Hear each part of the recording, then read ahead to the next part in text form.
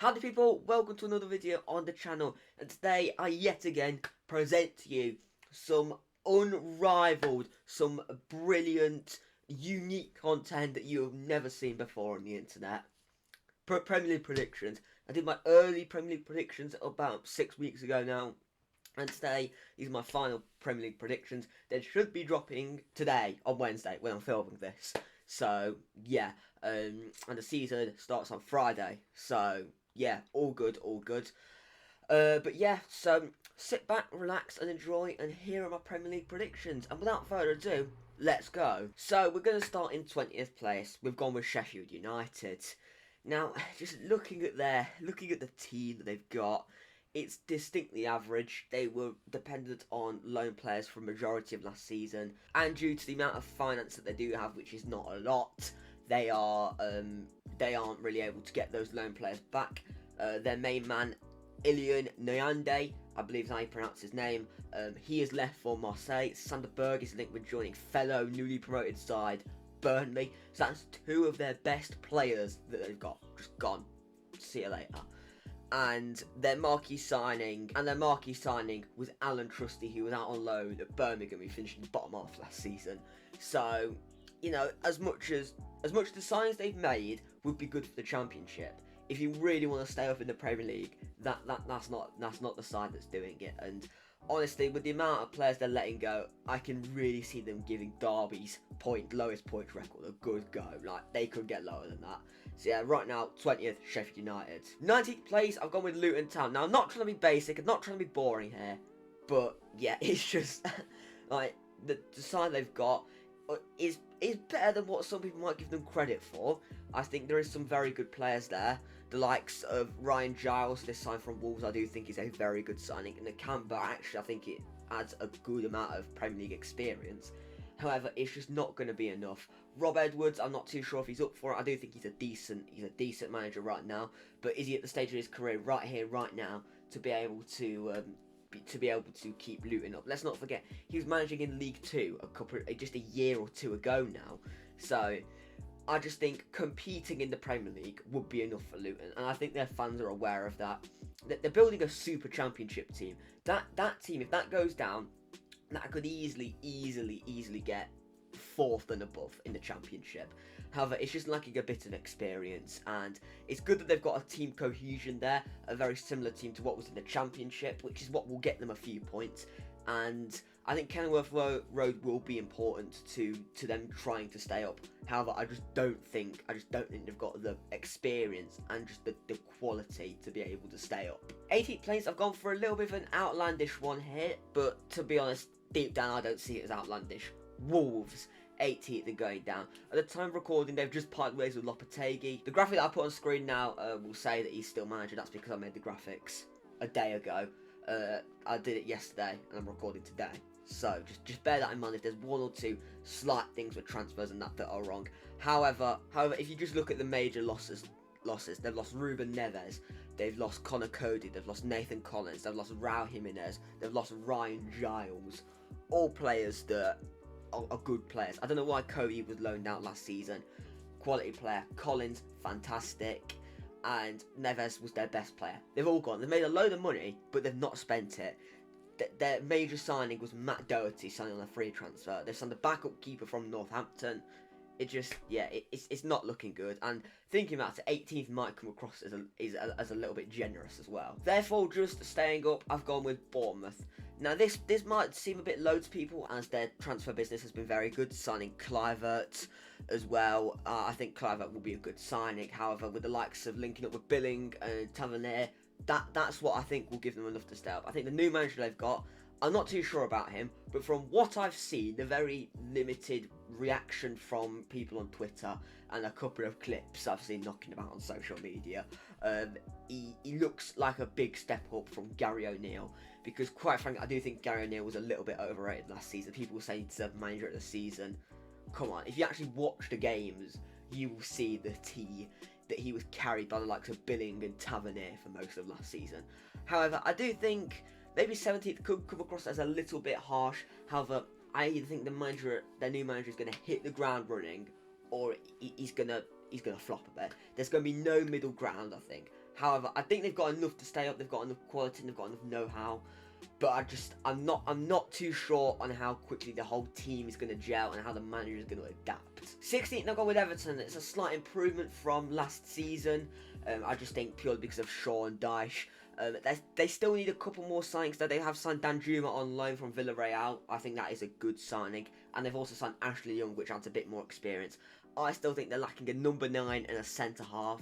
Get those two, and then I think they could push up into higher mid-table within the 12th, 13th place regions. I do think if they had any other manager, I do think they would go down though, right now. But Sean Dyche, he knows how to do it, and he can work with a very limited budget. He's shown that time and time again at Burnley, and I think just a good solid number 9 and a steady centre half.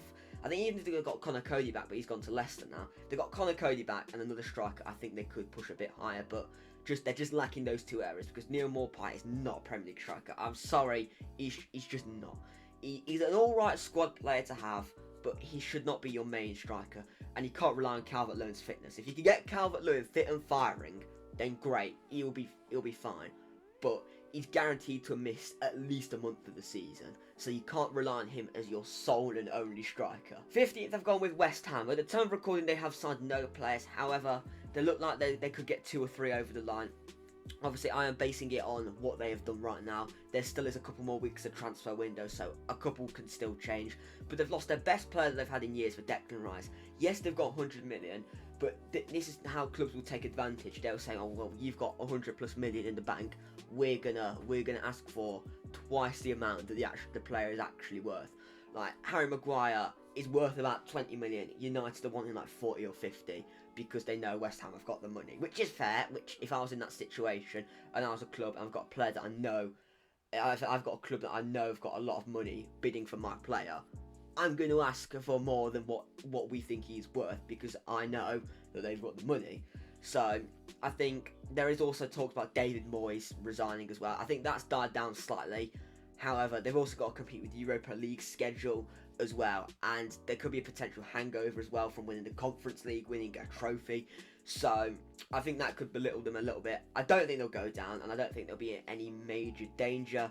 And I think 15th is probably about the lowest they will finish. However, based on right now, with a very average defence, lacking in midfield, and a decent attack, they still need like 5 signings, and the season starts in a few days. So yeah, they need some more signings quickly. 14th, I've gone with Palace. They have obviously lost Wilfried Zaha, and the main sticking point is they haven't got a fee for him. If they'd lost him and they got like 30-40 million, then that would be alright. But he's gone on a free, and they've only made 2 signings, those being Jefferson Lamar from Bournemouth and Mateus as well. So I think that Mateus fella, I think he could sink in well with Eze and Elise long term, but equally there's talks about Eze and Elise not wanting to be there, so they're in a bit of a sticky patch. I think if they got Graham Potter and they got some more signings in, then I think they could be pushing in towards that top 10. But 2 signings, I don't think Hodgson is going to do anything. It's just going to be a typical Palace season, just very mid-table. Might have a little bit of a relegation scare at some point in the season, but ultimately, come the end of the season, they'll be fine. They'll be a comfortable 6-7 plus points away from the bottom 3. It'll be a bit of a mid-season, but then because Hodgson's only here for the year, unless he extends his contract, and if they get in another manager, say like Potter, then it could be a good season to build on, getting some of the players bedded in. 13th place, I've got Forest. Now, I'm not going to talk about us for too long because I do talk about us quite a bit. But we have made 2 signings, or 3 at the time. On the graphic it will say 2, but literally just a couple of hours ago at the time of recording, we have signed Matt Turner. But Anthony Elanga is our main marquee signing. We need another winger with pace alongside Brian Johnson's that. I think that'll be a good signing as well. And if you look at his time when he's playing for the Swedish national team, he's got potential and quality. He's still just 21. Aina, good quality backup as well, and can even start at left back and right back. I think that is a very smart signing on a free transfer. Matt Turner for what, 7-8 million quid, not bad. And we still want to bring in Dean Henderson with Matt Turner as the backup. I will be very happy with that goalkeeping department there. And overall, I think we've got enough to finish within the regions of 30th. The first 2 years in the Premier League are just about staying up, And anywhere above 18th, I will be happy with again, and then we can try and build on it again next season. So we haven't really lost any marquee players either, only Sam Surridge, and again, he wasn't a regular starter, as much as I do think he deserved more game time, he wasn't a regular starter, and I think 5 million for him is not too bad. We still need a few more players though. We still need another centre-half, we still need another centre-mid, we still need another striker option alongside the 1 year, because when AFCON comes, it's going to damage us a lot across the entire team as well, and it's still unknown if Brennan Johnson's going to stay. So if Brennan Johnson leaves, we're going to need another attacking option. So we still need anything between 3 to 5 signings before the window closes. But yeah, I think we're in a decent position right now. Pre-season was not great, however, I think we can, if we get the right players in, we can definitely finish within this region of the table. Sort of place, I've gone with Fulham. Now, there was times where it was looking a bit ropey in the transfer market.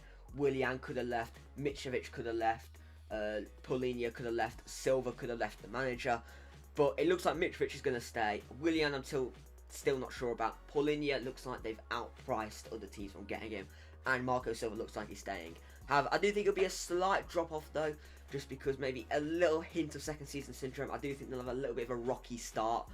However, I do think they will be alright. They've signed Calvin Bassey and Jimenez. I do think Jimenez will be a good backup striker. Bassey, I do think he will add, if not a start, he'll add more depth into that team as well. But yeah, I think a solid mid-table, I think Fulham will take that. Considering where they were just a few years ago, being a yo-yo club, sort of place in the Premier League, following a 10th place last season, they will very much take, and I think it will be a good season for them. 11th, the final newly promoted club, Burnley. Now, they got promoted in a remarkable fashion, and overall they're a very well-run team in terms of on the pitch. They have made some very good signings. Bear with me here. They've signed Bayer, O'Shea, Vigorux, Amadouni, Trafford, Redmond, Townsend, Colashow, and Brun Larson. And they're yet to lose anyone major as of yet. Weghorst has, just at the time of recording, gone out on loan. So really, if they get Sander Berge in and they get in a number 9, I think they will be fine. Some people are questioning the signing of James Trafford. I think that's a quality signing. I did watch a little bit of League One last season, and if you watch him for Bolton, yes, I know it's League One. However, you look at the saves he made, you look at the points he won Bolton. They would not have got into the playoffs without Trafford, and he's just a top quality keeper.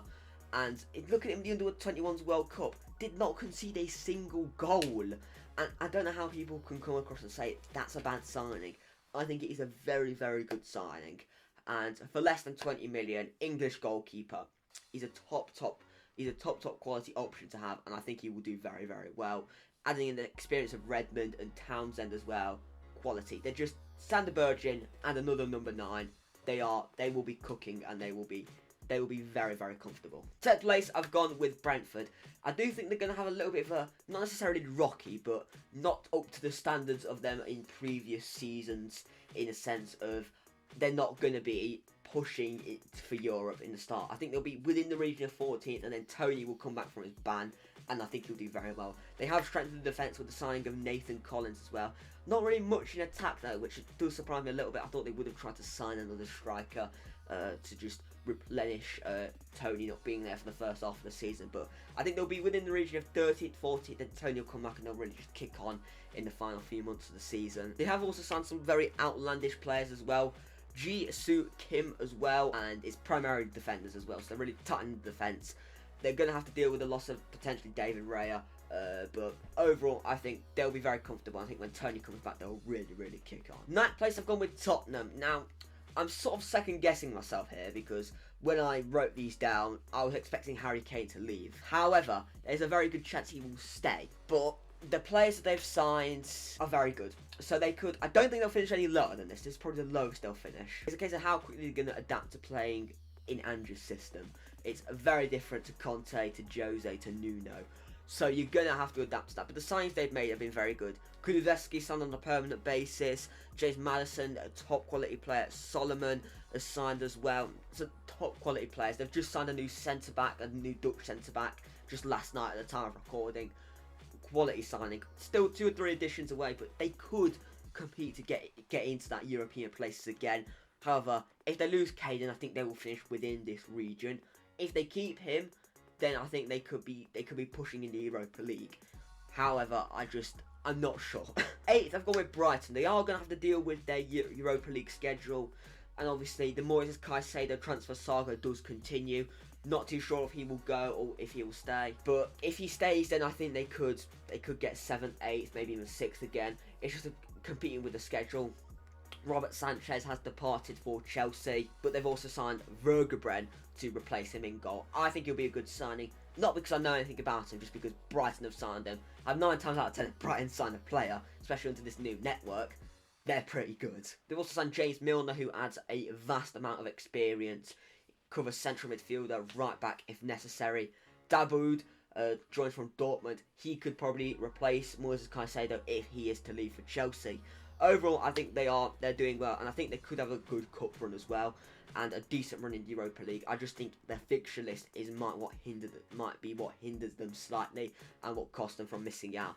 And also, there's a lot of teams that finish below them or had lesser seasons, like Liverpool and Chelsea, who I do think are going to have a comeback and be hungry to get back into European football. 7th, I've gone with Chelsea. Now, they have been very busy yet again, hence why the graphic is very crowded. I've only tried to include key players that have departed, otherwise the graphic would just be crammed. However, they have lost a lot of players. Kante, Koulibaly, Kovacic, Mendy, Havertz, Ruben Loftus-Cheek, Mason Mount, Azpilicueta, Pulisic, Aubameyang have all departed. Especially Havertz and Mount, key players over the last few years for Chelsea. They have been making moves in the window though, signing Nkunku, who I did think was going to be a really good player. However, he's ruptured his ACL, so yeah, he's going to miss most of the season. I actually did think he was going to have a pretty good season as well, which I still put Chelsea 7 even with Nkunku fit, but I just think that really just implies that they will finish 7th. Jackson, he's done alright in pre-season. I don't like to read into it too much though. I think he's either going to have a really good season or a Timo Werner-esque season. And also Sanchez, I do think is a really good keeper. However, they still need some more additions at the back. Chilwell and James cannot stay fit for an entire season. Thiago Silva is still a quality defender, but he's going to be collecting his pension soon. So you need some more youth there. Obviously, Levi Colwill's coming into the field, but you still need more depth. In the midfield, they've got a world-class player in Enzo Fernandez, but that's it. You can't put all your eggs in one basket on Caicedo, because even if you get Caicedo, there's a chance that one of Enzo or Caicedo will get an injury, and you've got next to no cover there. In attack, Nkunku's obviously injured, Jackson's unproven. On the wings, they could do with some more additions. I do have faith in Pochettino, but I do not see them getting any higher than 5th this season. I do not see them getting into the Champions League. I don't see why people see that, if I'm brutally honest with you. I think 7th will be a major improvement from 12th. Just right now, it's going to be a steady process. 6th, this might be unpopular as well. Man United. I've seen people putting them 2nd. What? They're playing in the Champions League now. They've had an awful pre-season. I did say I don't want to read into it too much, but losing to Wrexham, come on now. They've signed Mason Mount. Johnny Evans is signed on a free transfer. Onana, I do think, is a good keeper option. They've signed Højlund. Just wish Haaland. Their neighbours have got a Norwegian striker who's done really well. So have United. Their midfield, they're playing on the midfield 3. It'll be Mount, Casemiro, and Eriksen. McTominay looks like he could leave. Fred looks like he will leave. Van der Beek wants to leave. So that's 3 of their 6 midfielders going. Casemiro's guaranteed to miss about 10 games of the season through suspension.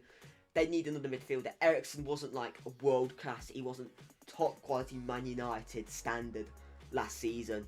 Just getting the 1 goal. So you can't put all your eggs on one player as well.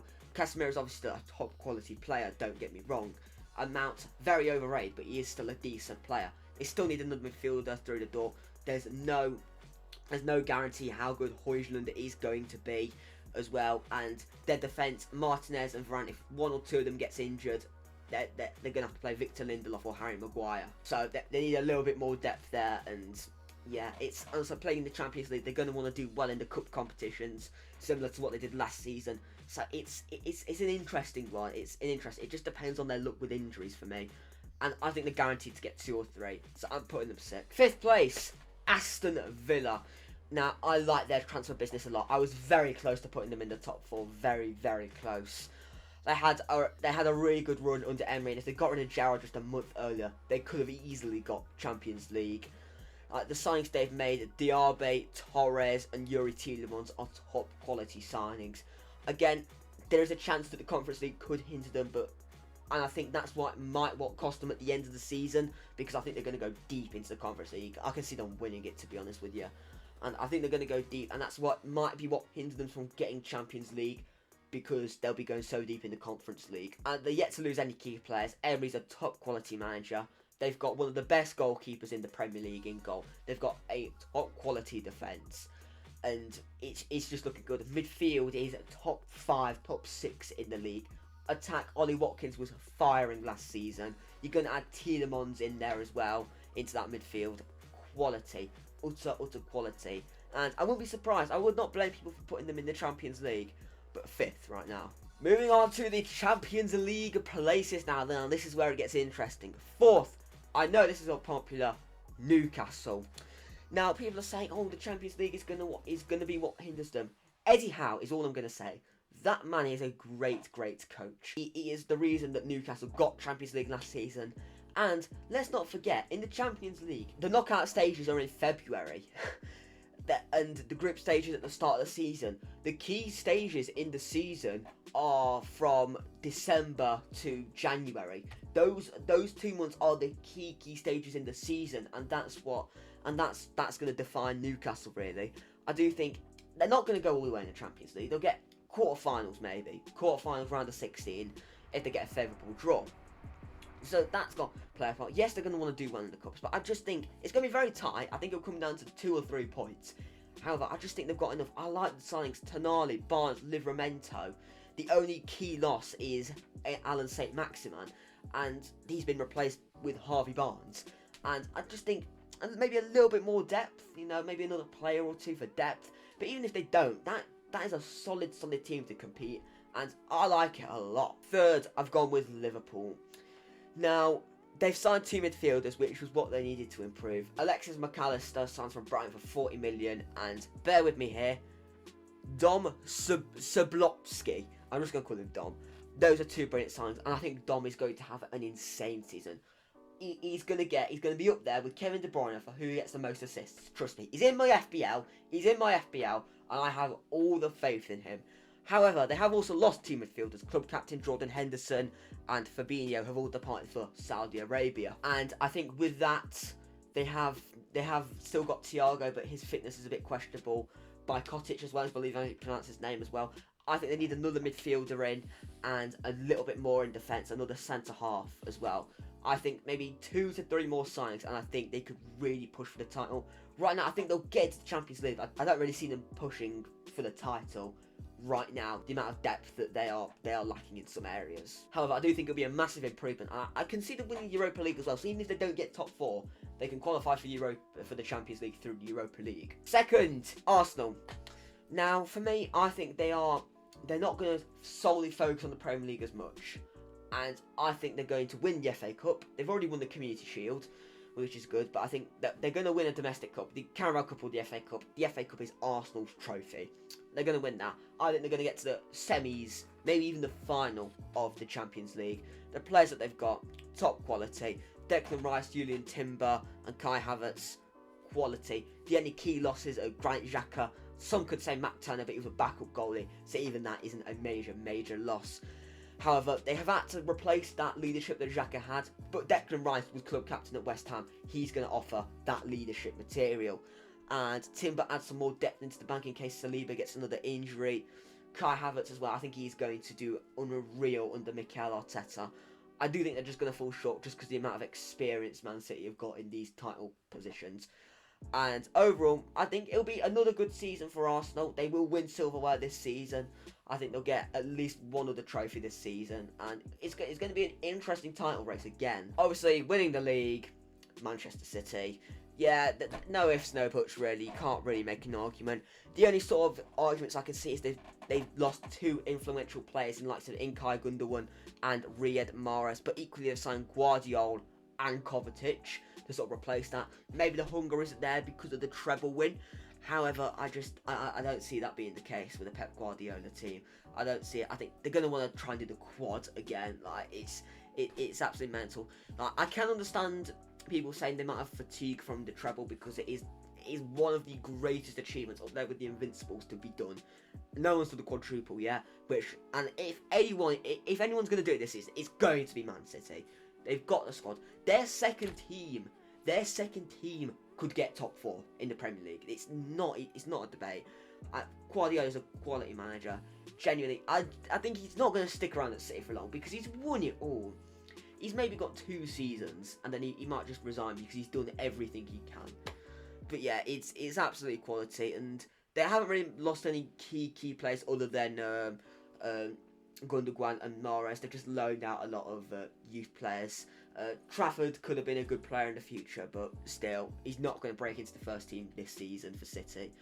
So yeah, those are my Premier League predictions. Feel free to leave yours in the comment section down below, and please do not attack me in the comments with you saying that I am deluded, etc., etc.